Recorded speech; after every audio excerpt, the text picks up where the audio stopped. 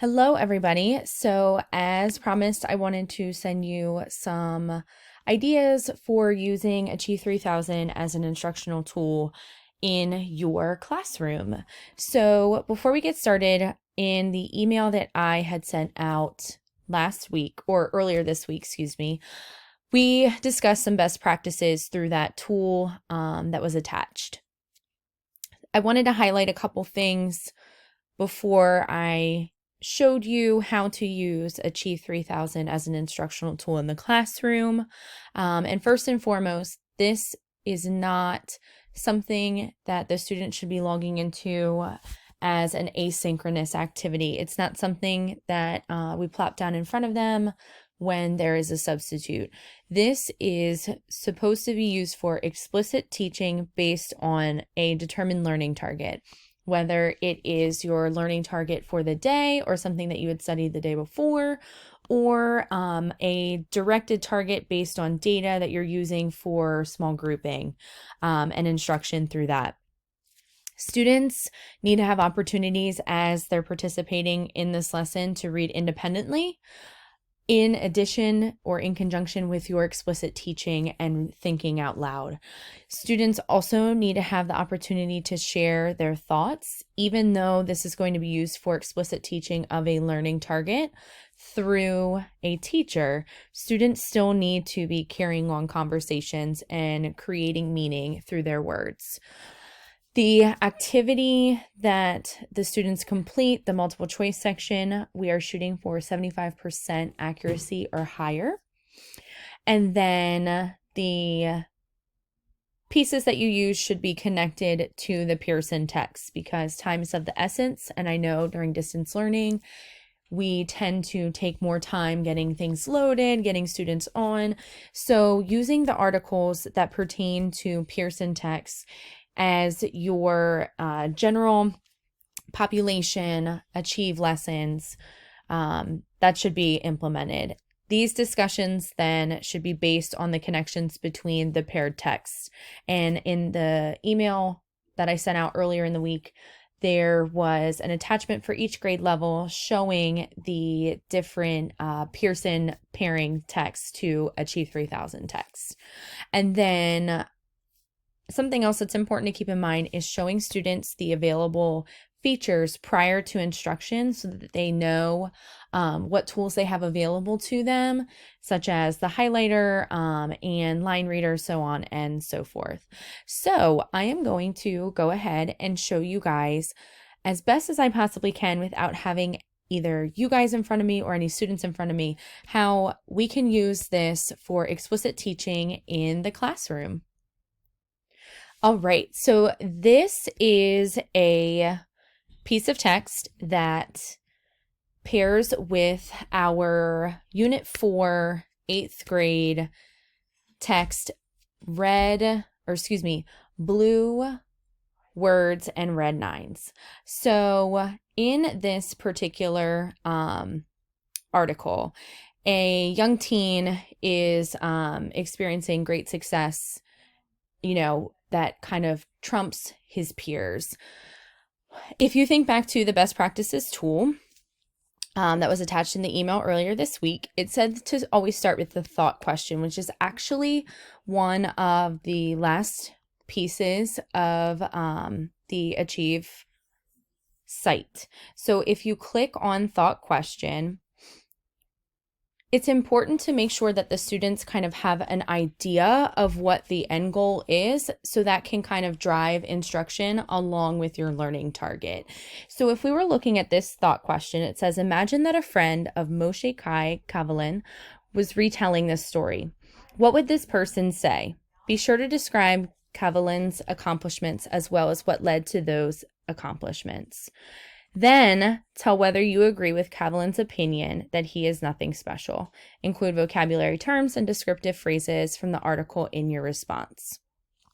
Obviously, the students cannot answer this because they don't know who this student is. But if you engage the students in reading this and then asking them if this is the end goal, what are they probably going to figure out? You might hear answers such as central idea, author's purpose, based on the directions in this question. So your learning target could tie into the thought question, and you can use the thought question as kind of a catapult into the idea or the learning target that you have established. So with that being said, using the thought question is really important, even though it is listed as the 5th step for an Achieve lesson. After reading over the thought question and having a discussion with the students, it's important to give them the actual learning target and letting them know, okay, as we read this article, our goal is to determine the central idea of the text. I really like the before reading poll. I think it's important for kids to build some background. So after the thought question, going to the before reading poll would be wonderful. Sometimes students' polls are different. So it's important to tell them to answer their question specifically and then to use that also in conjunction as a guide to drive their close read. Once we get into the article, it is really important to show students, as I had mentioned before, the tools that they have available to them.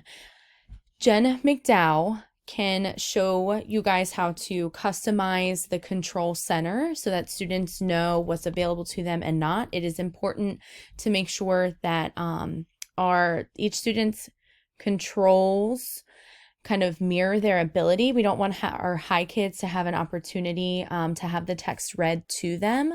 That's a tool that should be taken off. But obviously, again, Jen can answer those questions. I want to focus on the lesson itself. So I'm just going to go ahead and click on the annotation pen so that I have it ready. And I'm going to click blue because it's my favorite color.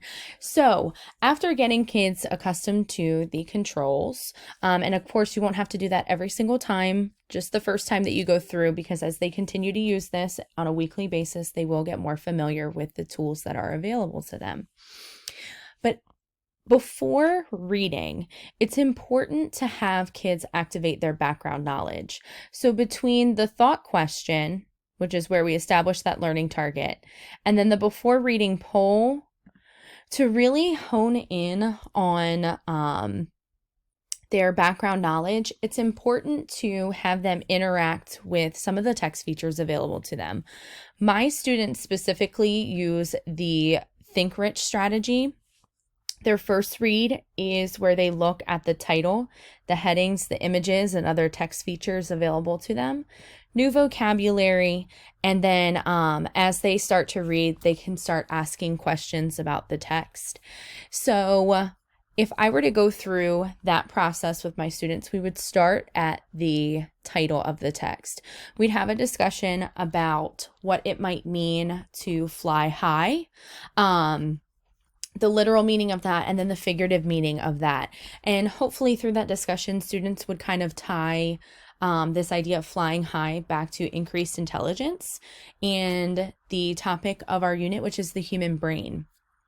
We would look through and see that even though this is an informative piece of text, we do not have any headings. The picture here, we'd look over the picture and the caption. And we'd learn that the person who has, been brought up in the thought question in the before reading poll is actually a real person. Here's their picture, and that he's in his parents' home. So if he's in his parents' home, we might have a discussion about his age, tying it back to him being a teen, and then that idea of flying high, maybe he's somebody who, has an increased intelligence. After we've gone through and analyzed the title, the headings, and the images or other text features such as captions, charts, so on and so forth, we'd start looking at new vocabulary. Over here on the side, the students have the vocabulary that Achieve 3000 has pulled out available to them.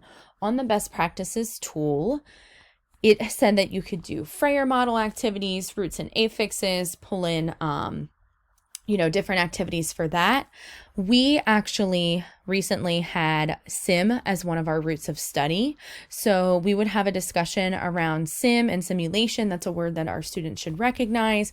If I were to go through and do this, I would probably, just for sake of time, especially with distance learning, just have a discussion about the vocabulary and make sure that students keep an eye out for it as we go through the actual first read and second read. As you go through the close read, it's important to make sure that you reference that vocabulary as you're analyzing. And then as they're reading through the first time completely on their own, they should be asking questions, maybe highlighting things that stand out to them in regards to the thought question, your learning target, so on and so forth. So if anything stands out to them in regards to the central idea, they should highlight it and make note of it during that first read. And then, as I said, again, any questions that they may have. That first read is just an opportunity for them to get the information and to start making meaning from it. After they read the entire text on their own, the rich strategy comes into play. This is where students make strong connections between their experiences, what they're reading, the learning target, other pieces of text, so on and so forth. So for the second read, we would actually start off as a class all together. Or if I was doing this as a mini lesson in small groups, the small group that I'm working with all together. Again, first read would be independent, and my close read would be with other people, or with everybody, or start out with everybody. So with the close read, you would start at the very beginning of the article. With that, we would start with this central idea. I would let the students know that as I'm reading, I'm trying to determine what a central idea of the text might be. After discussing what the article was about, I would start a think aloud at the first paragraph. So I'd say something along the lines of Moshe Kai Calvin flew an airplane before he could drive a car alone. He earned his first college degree at 11 years old and his second before he was old enough to vote. Still, Calvin insists that he's nothing special. Now, as I read this, after I read this, I would think aloud, making connections to, again, that learning target, the title, and this central idea. So I might let the students know that as I read through that first time, something that stood out to me was that Moshe Kai flew an airplane before he could drive a car alone. I might highlight that and explain to the students that the fact that he flew an airplane before he could drive a car is something astounding. I personally cannot fly an airplane. I can barely drive a car. So again, I would make that connection. I would show them my thinking with how this might show that he might have an extraordinary ability.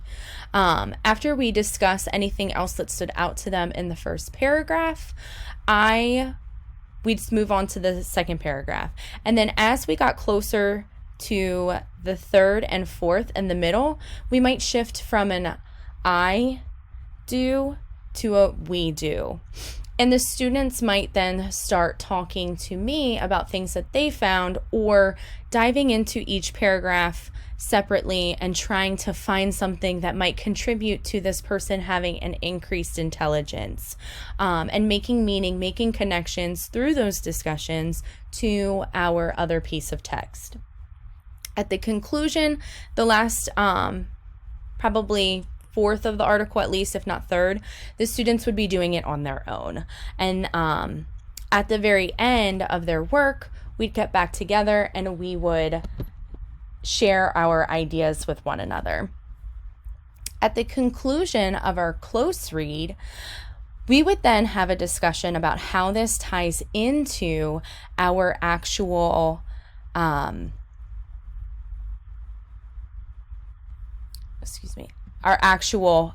pair text and the one that we're reading in Pearson. In the attached document that I sent you guys in the email on Monday, there are pairings and guiding questions for those discussions. After we have our discussion, the students would then participate in the activity, the after reading poll, and thought question on their own. If this was a mini lesson, I might have the students in my small group work through a couple answers together and then on their own. But again, when we go through the activity itself, we want to make sure that we are encouraging them to try their hardest and shoot for 75% accuracy. This is something that could be graded. You do get the results through Achieve 3000, and we want to make sure that kids are taking this seriously, not only because it gives us data and where they are in certain regards to different standards, but also because it keeps their level fresh. And when they are performing at their accurate level, the reading level that Achieve sets them on will change. So those are just some ideas for how to use this as an instructional tool. I hope that helped. I know that I don't have students in front of me. We couldn't actually see conversations. As we start to use this more in the classroom, I will provide more example videos for you. As always, if you have any questions, please don't hesitate to reach out to Jen McDowell or to me. Have a wonderful job, you guys, or have a wonderful day. You guys are doing an excellent job.